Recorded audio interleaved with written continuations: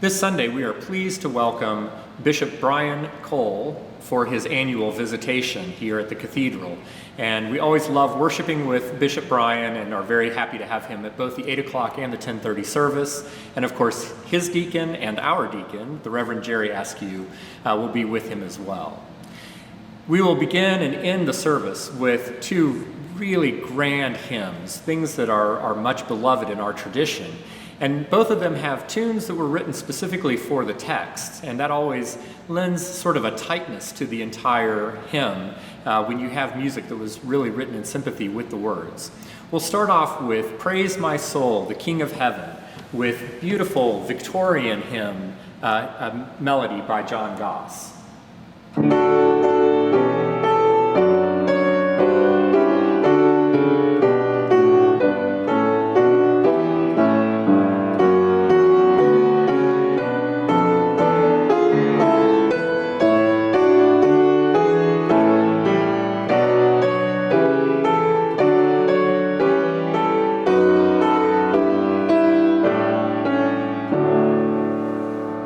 That's such a beloved tune. Queen Elizabeth requested that specifically for her wedding to Prince Philip, and it's been used at a lot of royal weddings since then. Just one sort of element of how popular that's been over the years.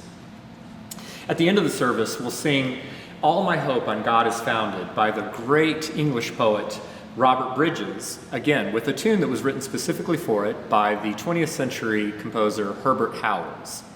Herbert Howells had a very checkered faith journey himself, and a lot of that had to do with a very tragic moment in his life when his infant son passed away. And that stuck with him and really colored a lot of his writing from then on out. And in fact, he was silent for about 10 years after his son's death. He wasn't able to compose anything. He was so in such grieving. And this tune was one of the first things that he wrote when he started writing again, and he named it after his son, Michael. And it's significant, I think, that as he's restarting that compositional life, that he chose to set these words, All my hope on God is founded. He doth still my trust renew. Me through change and chance he guideth, only good and only true. And it's a really exultant hymn.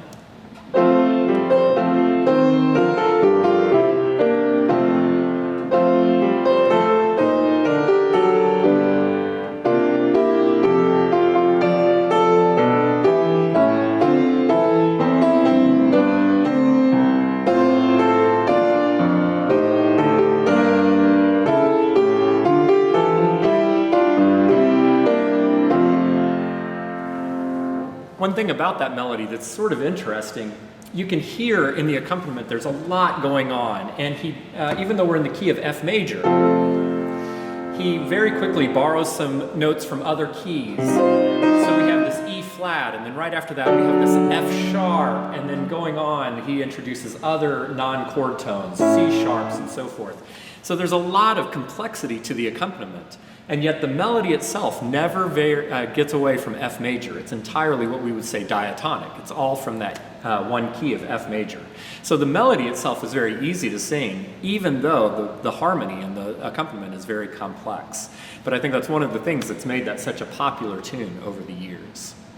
Speaking of new music and new tunes, at the offertory, the choir will be singing a piece, and we've done this before, you might recognize it, by the Estonian-born composer Arvo Pärt.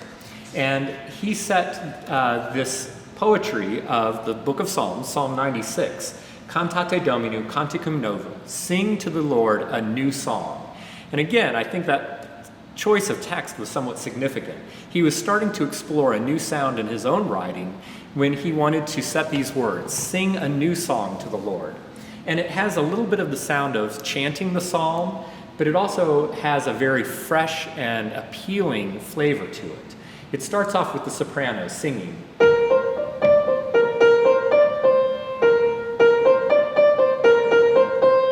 And then the altos join in.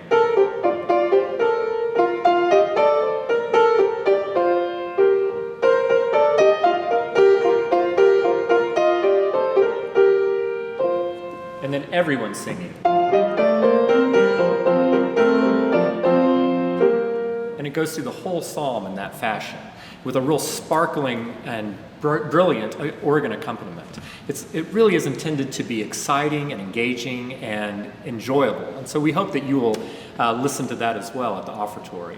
So we invite you to come sing a new song with us here at St. John's, either online or on cable television or here with us at the cathedral.